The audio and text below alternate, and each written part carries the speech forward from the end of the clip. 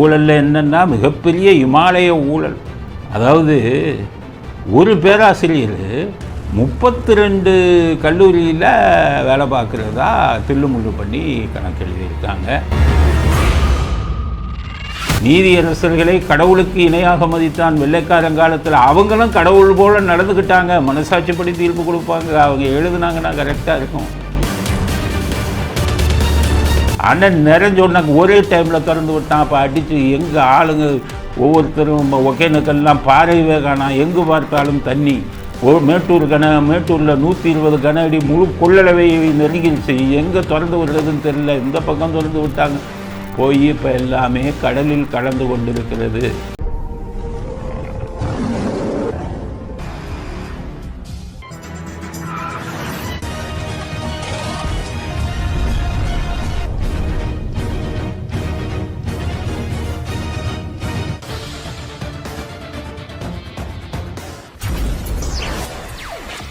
வணக்கம். இன்றைய அரசியல் ஆடுகளத்தில் என்ன செய்திகள் அப்படின்னு பார்க்கலாம். முதல் செய்தி, ஸ்டாலின் சொல்றார், திராவிட மாடல் ஆட்சியில் கல்வியில் மிகப்பெரிய மறுமலர்ச்சி உருவாயிருக்குன்னு சொல்கிறார். இது எப்படி வஞ்சக புகழ்ச்சி அணியா என்னன்னு எனக்கு புரியலை. எப்படின்னு கேட்டிங்கன்னா, சிலேடையா பேச கற்றுக்கிட்டார் ஸ்டாலின். அதுதான் இப்போ தெரியுது. என்னென்னா, அவங்க ஆட்சியில் தான் இப்போ அண்ணா பல்கலைக்கழகத்தில் நடந்த மிகப்பெரிய ஊழல் வெளியில் வந்தது. அண்ணா இப்போ ஆட்சிக்கு வந்த உடனேயே உதயநிதியை போய் அந்த அண்ணா பல்கலைக்கழகத்தில் ஒரு உறுப்பினர் இதாக கொடுத்தாங்க. அப்போவே நினச்சேன், இது என்ன ஆக போகுதுன்னு தெரியல, இப்படி ஆளுங்கள் எல்லாம் போடுறாங்களேன்னு. அவரே வெளியில் வந்துட்டார். இந்த ஊழல்லாம் அவர் இருக்கும்போது நடந்ததா இல்லை வெளியில் வந்தபோது நடந்ததான்னு தெரியலை. ஊழலில் என்னென்னா மிகப்பெரிய இமாலய ஊழல். அதாவது ஒரு பேராசிரியர் 32 கல்லூரியில் வேலை பார்க்குறதா தில்லுமுள்ளு பண்ணி கணக்கு எழுதியிருக்காங்க. 353க்கு மேற்பட்ட கல்லூரிகளில் இதே மாதிரி பல கல்லூரிகளில் ஒரே ஆள் வேலை பார்த்த மாதிரி போட்டு அதுக்கு சம்பளத்தெல்லாம் இது பண்ணி மிகப்பெரிய தில்லுமுள்ளு நடந்திருக்கு. மிகப்பெரிய இமாலய ஊழல். சில பேர் சொல்லுவாங்க, ஒருவேளை பகுதி நேர ஆசிரியராக இருக்கலாம் அப்படின்னு சொல்லுவாங்க. அப்படி பகுதி நேர ஆசிரியராகவும் இல்லை. ஏன்னா 32 ஒரே ஒரு பேராசிரியர் 32 கல்லூரியில் முழு நேர ஆசிரியராக பணி செஞ்ச மாதிரி கணக்கில் தில்லுமுள்ளு பண்ணியிருக்காங்க. ஒரே ஆசிரியர் 32 கல்லூரியில் முழு நேர பணியாளராக. அதுக்கப்புறம் பார்த்திங்கன்னா 970 ஆசிரியர்கள் நியமனத்தில் மிகப்பெரிய ஊழல். அதாவது எந்த வித விதிமுறைகளும் இல்லாமல் வேண்டிய ஆளுகளை போட்டிருக்காங்க.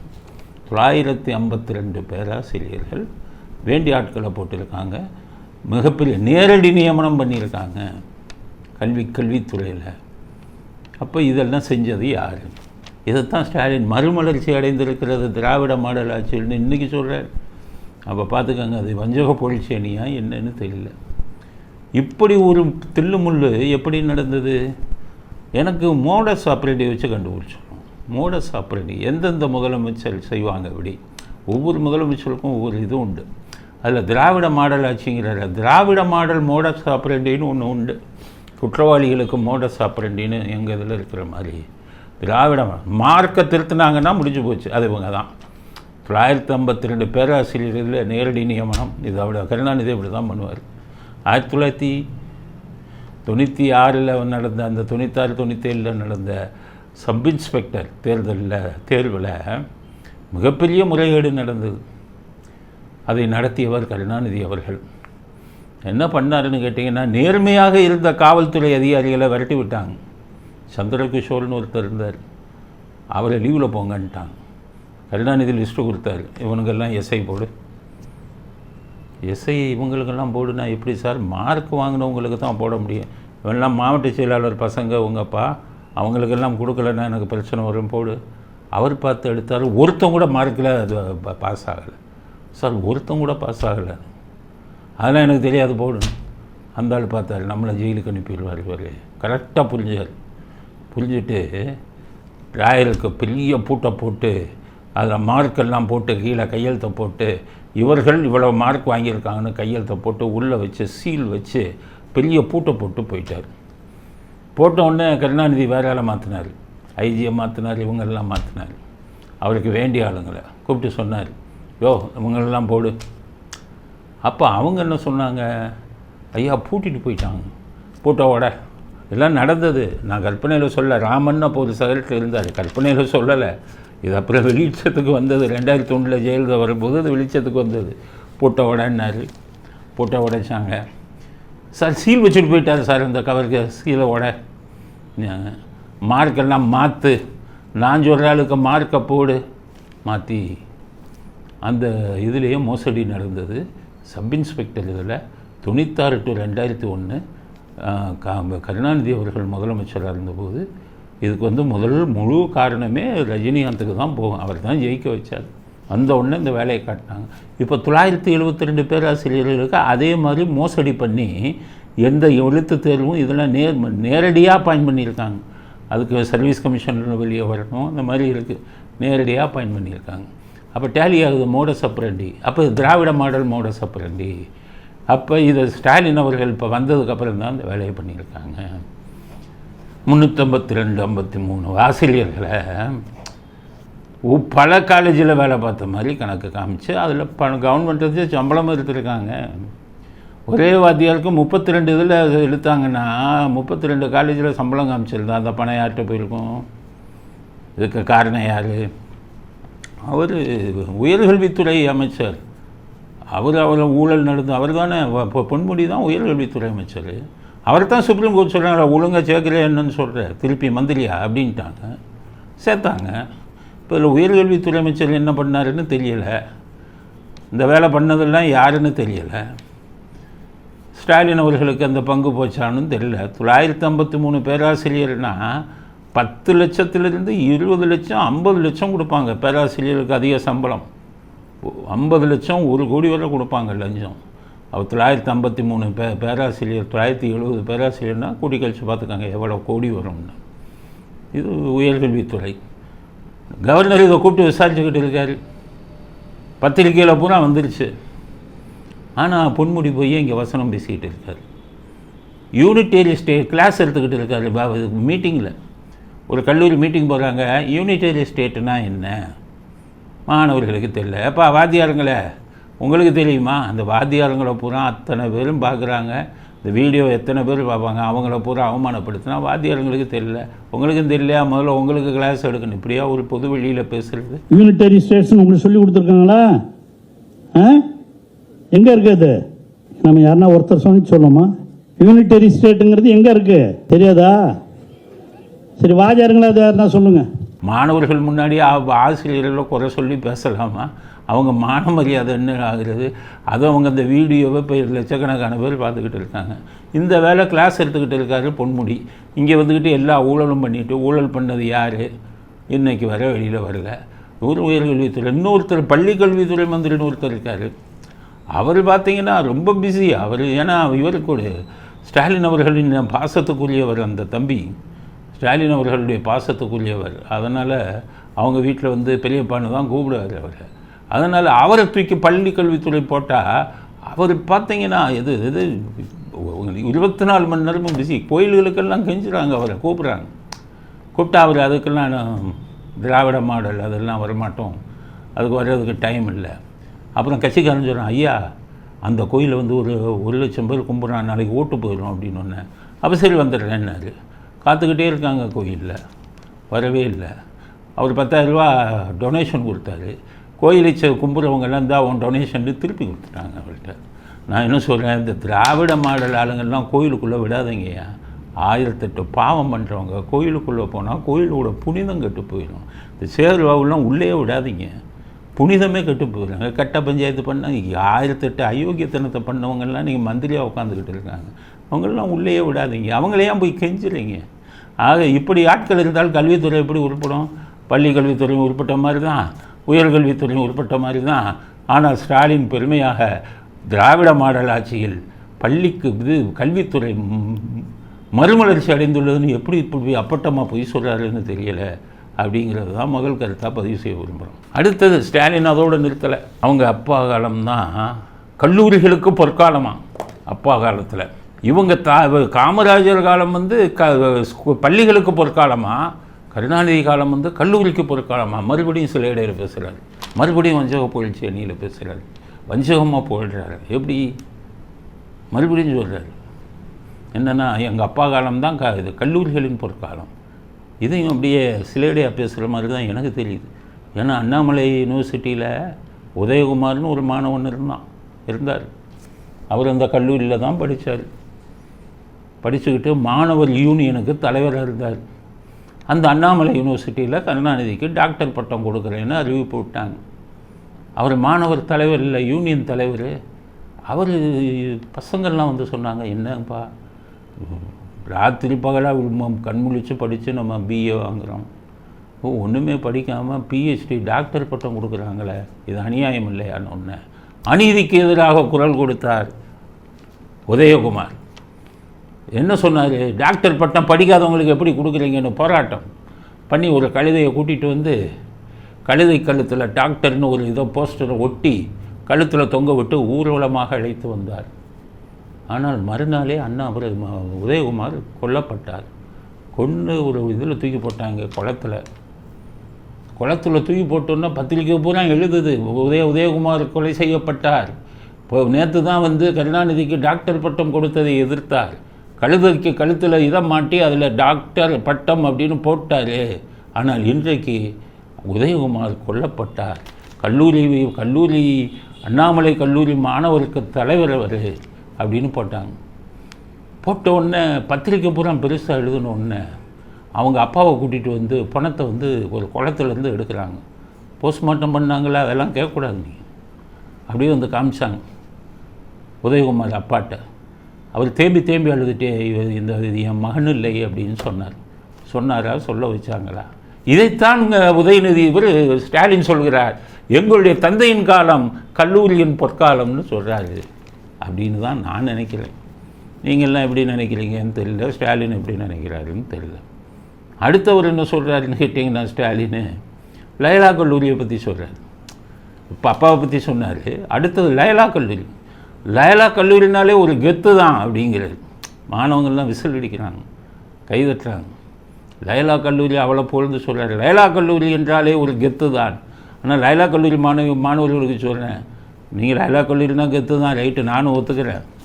லயலா கல்லூரியில் சிறந்த மாணவர்கள் எல்லாம் படிக்கிறீங்க, அறிவு சார்ந்த மாணவர்கள் படிக்கிறீங்க. ஆனால் இப்போ தான் நீங்கள் உங்கள் லயலா காலேஜ்னா கெத்து. ஸ்டாலின் அவர்கள் படிக்கும் போதெல்லாம் நியூ காலேஜ்னா கெத்து, பிரசிடெண்ட் காலேஜ்னா கெத்து. ஏன்னா அவர் அந்த கல்லூரியில் தான் படித்தார். பியூசி ஒரு கல்லூரிலையும் டிகிரி ஒரு கல்லூரியிலையும். பார்த்திங்கன்னா அந்த கல்லூரிகள்லாம் இப்போ பேர் பார்த்திங்கன்னா, ஸ்டாலின் அப்படி ஒரு கூட்டமாக வந்தாருன்னா அவர் கூட 10-15 மாணவர்கள் வருவாங்க, ஒரே கலாய்ப்பாங்க. அது இப்போ இளைஞர்களுக்குரிய கல்லூரி மாணவர்கள் அப்படி தானே பண்ணுவாங்க. அந்த வேலையெல்லாம் ரொம்ப பண்ணார். பெண்கள்லாம் ஓடுவாங்க, என்னென்னமோ நடக்கும். அதுக்கு நிறைய இது சொல்லவும் முடியாது. பத்திரிக்கையில் பார்த்தீங்கன்னா அப்போ நியூ காலேஜ் ஸ்டாலின் படிக்கும்போது நியூ காலேஜ்னா கெத்து, பிரசிடென்சி காலேஜ்னா கெத்து, பல மன்மத லீலைகள்லாம் இங்கே நடந்ததா அப்போதைக்கு செய்தி வந்தது. ஏன்னா அதுக்கு கொஞ்சம் முன்னே அப்போ தான் நாங்கள் ஸ்கூலில் 10th இதை படிச்சுக்கிட்டு இருந்தோம். எங்களுக்கு ரொம்ப நல்லா தெரியும் அந்த செய்திகளை பார்த்ததில். அதனால் இப்போதைக்கு ஸ்டாலின் சொல்வது போல் லயலா காலேஜ் என்றால் கெத்து, ஆனால் ஸ்டாலின் அவர்கள் படிக்கும்போது பிரசிடென்சி காலேஜும் அவர் படித்த பிரசிடென்சி காலேஜும் அவர் படித்த நியூ காலேஜும் தான் கெத்து அப்படிங்கிற கருத்தையும் நான் சொல்ல விரும்புகிறோம். அடுத்தது உதயநிதி, இந்த 1000 ரூபா கொடுத்துட்டாங்களாம், என்னென்ன வசனமோ பேசுகிறாங்க. என்னென்னா புதுமை பெண்கள் திட்டம்னு ஸ்கூல்லையும் பள்ளியிலும் கல்லூரி படிக்கிற மாணவிகளுக்கு 1000 ரூபா கொடுத்துட்டாராம் அவங்க அப்பா. அது பெருமையாக பேசுகிறாரு. பார்த்துக்கோங்க, 100 வருஷத்துக்கு முன்னாடி பெண்கள்லாம் வீட்டை விட்டே வெளில வர முடியாதான். வீட்டை விட்டு வெளில வராமல் எப்படி வந்தாங்க? இப்போ 1924 பெண்கள் வந்து வீட்டை விட்டு வெளில வரலைங்கிறீங்க. நேதாஜி சுபாஷ் சந்திர போஸ் இராணுவ படைக்க ஒரு பெண் விங்கே தனியாக இருந்தது, பெண்கள் பிரிவுன்னு. அது 64 இப்போ கல்வித்துறையில் புரட்சி செய்த பெண்கள் எத்தனையோ பேர் இருக்காங்களே. ஆனால் அவர் சொல்கிறார் 100 வருஷத்துக்கு முன்னாடி வெளியிலே வர முடியாது, 50 வருஷத்துக்கு முன்னாடி பெண்கள் படிக்கவே முடியாதான். 1984 50 வருஷம்னு அவர் சொல்கிறது வந்து 1974 பெண்கள்லாம் நிறைய புரட்சி பண்ண ஆரம்பிச்சிட்டாங்க. அப்போவே வேலைகளுக்கு போக ஆரம்பிச்சிட்டாங்க. அவர் சொல்கிறார் பண்ணலையா. ஆனால் அவங்க அப்பா வந்து இந்த 1000 ரூபா கொடுத்து தான் மிகப்பெரிய புரட்சி பெண்கள்கிட்ட வந்துச்சான். 3 லட்சம் பேருக்கு மேலே மாதம் 1000 ரூபா கொடுக்குறாங்களாம். அது அவங்க பாக்கெட்லேருந்து கொடுத்த மாதிரி. ஜெயலலிதா இருக்கும்போது 3.5 லட்சம் பெண்களுக்கு சைக்கிள் கொடுத்தாங்க. இவர் 3 லட்சம் பெண்களுக்கு வந்து 1000 ரூபா கொடுத்ததுனால இவங்க பெண்கள் முன்னேற்றத்துக்கே இவங்க வந்து தான் பெண்களே வந்து பெரிய லெவலுக்கு வந்தாங்க அப்படின்னு அப்பாவுக்கு ஏற்ற பிள்ளையாக உதயநிதி உளறி கொண்டிருக்கிறார். அடுத்தது சினிமா நடிகர் விஷால் போய் ஒரு சின்ன பிரச்சனையில் மாட்டிக்கிட்டார். அந்த சினிமாக்காரங்கள்லாம் அவங்க இந்த விஷால், கார்த்திக்கு இவங்கெல்லாம் ஒருத்தர் இங்கே எப்படி பேசிக்குவாங்க தெரியுமா? என்ன பாஸ் அப்படின்னு பேசுவாங்க. சினிமா துறையில் இளைஞர்கள் என்ன பாஸ்ன்னு தான் பேசுவாங்க. அவங்கெல்லாம் இவங்களுக்கு பெரிய ரசிகர் கூட்டமெல்லாம் இருக்குது. இவர் மேலே லைக்கா ப்ரொடக்ஷன்ஸ் வந்து ஒரு இதை போட்டாங்க வழக்கம். ஏதோ ஒரு இதில் ஒத்துக்கிட்டு ஒப்பந்தத்தில் கையெழுத்து போட்டு போய் பண்ண மாட்டேங்கிறாரு அப்படின்னு. அப்போ ஹைகோர்ட்லேருந்து நீதிபதி பிடி ஆஷா ரொம்ப திறமையானவங்க, நேர்மையானவங்க, மனசாட்சி உள்ளவங்க. ஆனால் ரொம்ப அந்த பதவியில் இருக்கக்கூடிய அந்த தலைக்கணம் அவங்களுக்கு இருக்கவே இருக்காது. எல்லோரையுமே நண்பர்களாக பாதிப்பாங்க.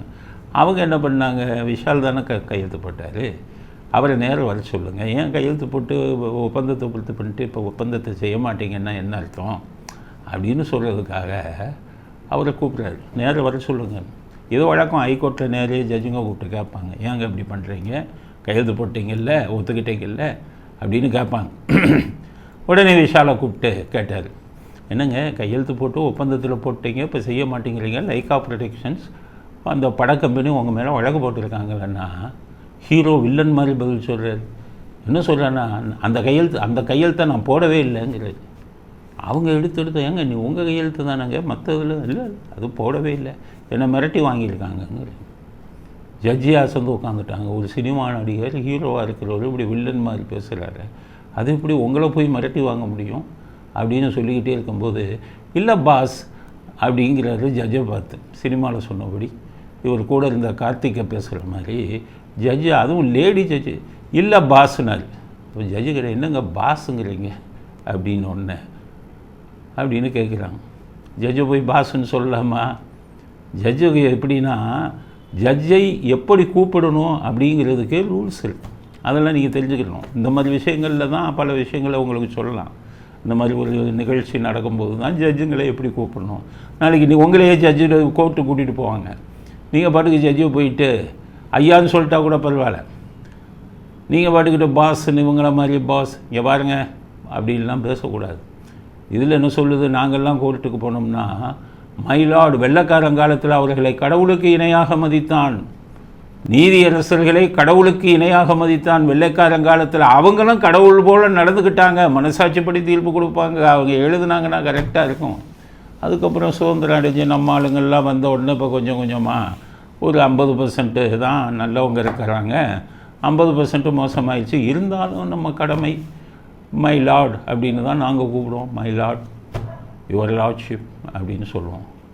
இப்போ சமீபத்தில் சுப்ரீம் கோர்ட் என்ன சொன்னாங்க, எதுக்கு ஜட்ஜை போயிட்டு மை லார்டுன்னு கடவுள்னு சொல்கிறீங்க, மை லார்ட்ஷிப்னு சொல்கிறீங்க, யுவர் ஆனர் அப்படின்னு ஏன் சொல்கிறீங்க, அதெல்லாம் தேவையே இல்லை. இன்னுமே சார்னு சொல்லுங்கள் போதும், இல்லைன்னா மேடம், இப்போ பெண் ஜட்ஜெல்லாம் மேடம்னு சொல்லுங்கள் போதும் அப்படி. ஆனால் அப்படி சொல்கிறது இல்லை. ஏன்னா காலங்காலமாக மை லார்ட் யுவர் லார்ட்ஷிப் இப்படி சொல்லிக்கிட்டே இருந்தவங்க திடீர்னு போய் அவங்கள போய் சாருன்னு சொன்னால் அவங்களுக்கும் ஒரு மாதிரி இருக்கும்னா, நாங்கள் இப்போவும் மை லார்ட், ஏன்னா அவர் அந்த பதவிக்கு மதிப்பு கொடுக்கணும், அவர் உட்காந்துருக்கிற சீட்டுக்கு மதிப்பு கொடுக்கணும். நான்லாம் எந்த ஜட்ஜாக இருந்தாலும் மை லார்டுன்னு சொல்கிறதுல என்ன குறைஞ்சி போகுது, அவங்க தானே தீர்ப்பு கொடுக்கணும். நமக்கு மற்றவங்க மாதிரி போய் பணத்தை கொடுக்க தெரியாது, தெரிஞ்ச ஆளுங்களை போய் பார்த்து இது பண்ண முடியாது. நிறைய பேர் நிறையா வேலை பண்ணுறாங்க ஜட்ஜுங்கிட்ட, நமக்கெல்லாம் அது தெரியாது. வாய்நாளில் புகழ்ந்த மைலாட் என்கிட்டயே சொல்லியிருக்காங்க 2 ஜட்ஜு, ஏன் எங்களை மைலாடுன்னு சொல்கிறீங்க, சுப்ரீம் கோர்ட்டு இதுதான் இல்லை காலங்காலமாக சொன்னது, உங்களை மரியாதை குறைவாக பேசினா தானே தப்பு, மரியாதையை பேசினா தப்பு இல்லையேன்னு நான் சொல்லிடணும். அதனால் நாங்கள் அப்படி தான் ஃபாலோ பண்ணுறோம். ஆனால் சுப்ரீம் கோர்ட் சொன்னாங்க சார்னு சொன்னால் போதும், மேடம்னு சொன்னால் போதும் அப்படின்னாங்க. ஒரு நிகழ்ச்சி நடந்தது ஹைகோர்ட்டில். சுப்ரீம் கோர்ட்டு சொன்னது மறுநாள் ஹைகோர்ட்டில் ஒரு நீதிபதிகிட்ட வழக்கு வந்தது.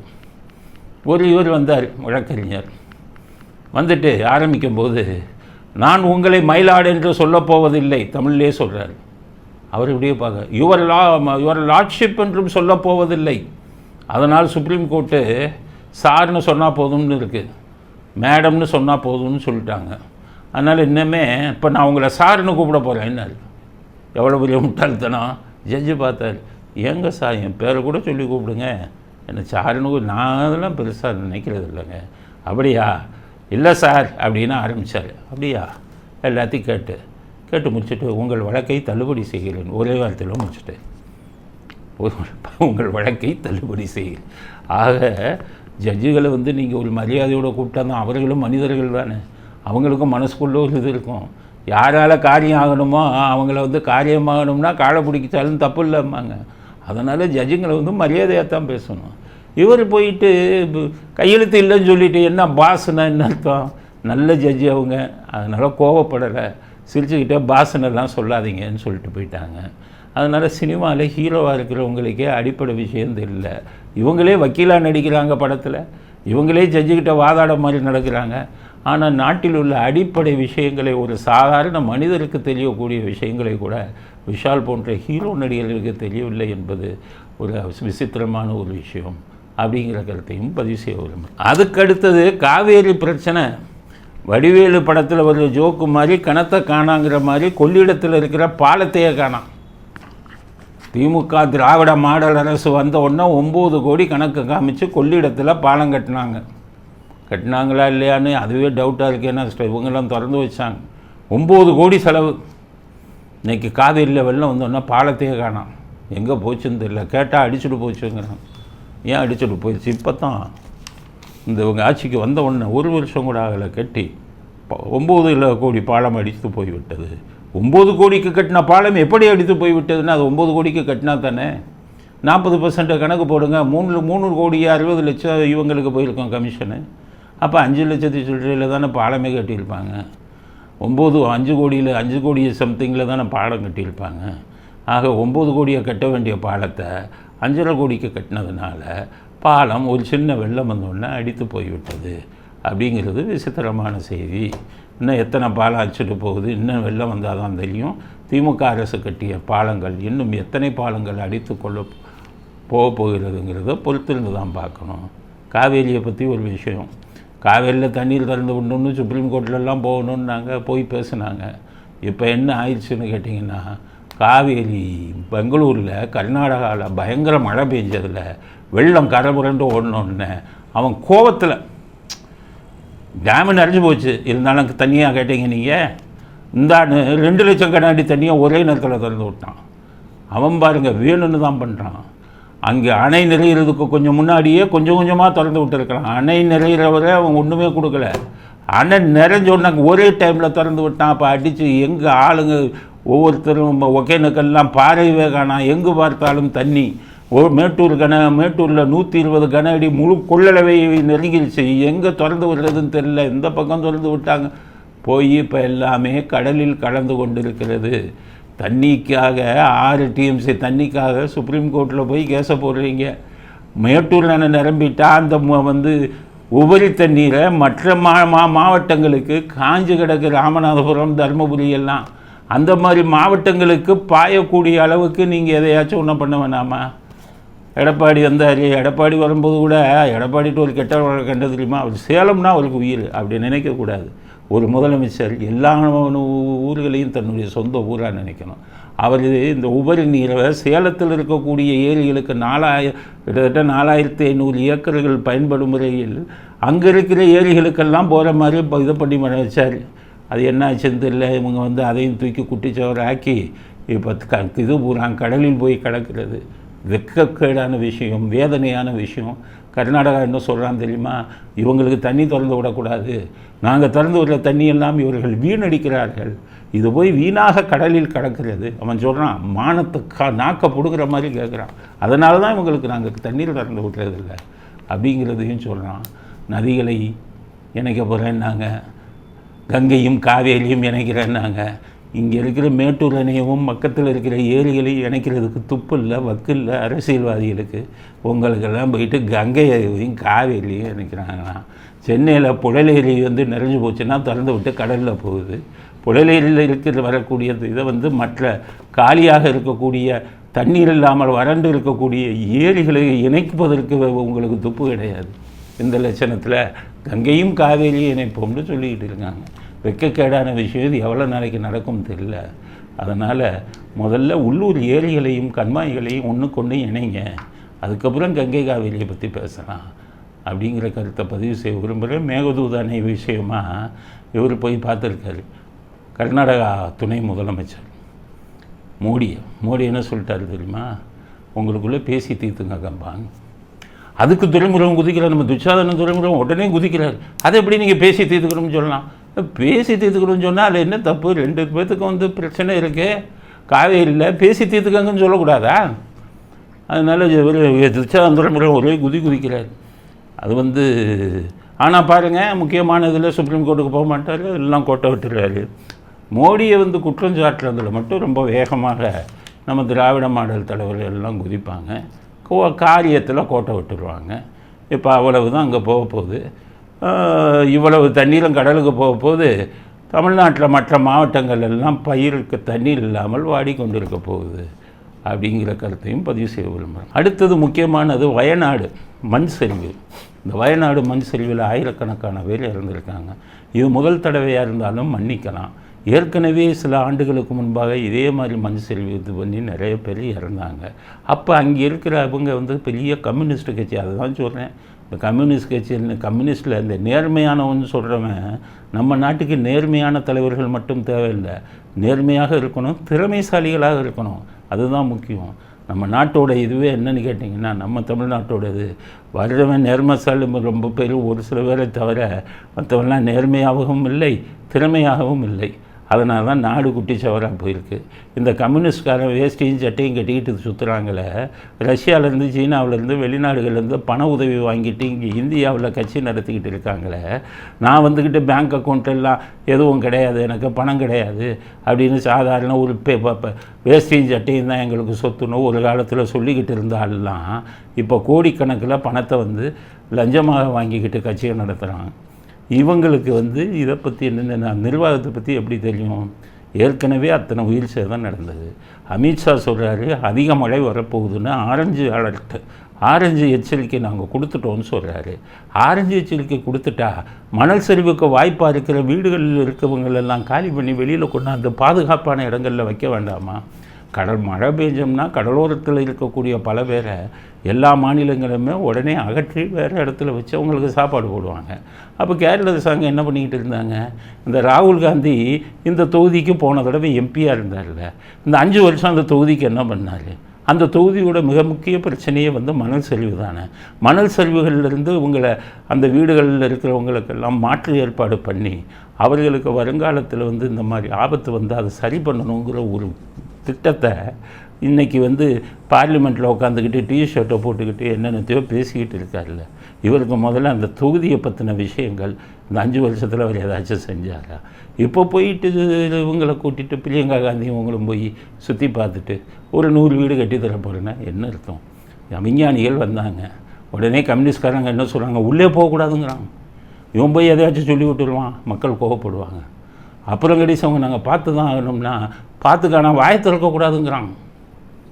அப்போ விஞ்ஞானிகள்லாம் உள்ளே போயிட்டு அவன் சொல்லிட்டான், மேற்கு தொடர்ச்சி மழை அழிஞ்சுக்கிட்டு இருக்குது, அங்கே இருக்கிற மரங்களை பூரா வெட்டி நகர்ப்புறமாக்குறோம்னு சொல்லிக்கிட்டு இருக்காங்க. வருங்காலத்தில் குடி தண்ணீர் கூட கிடைக்காது.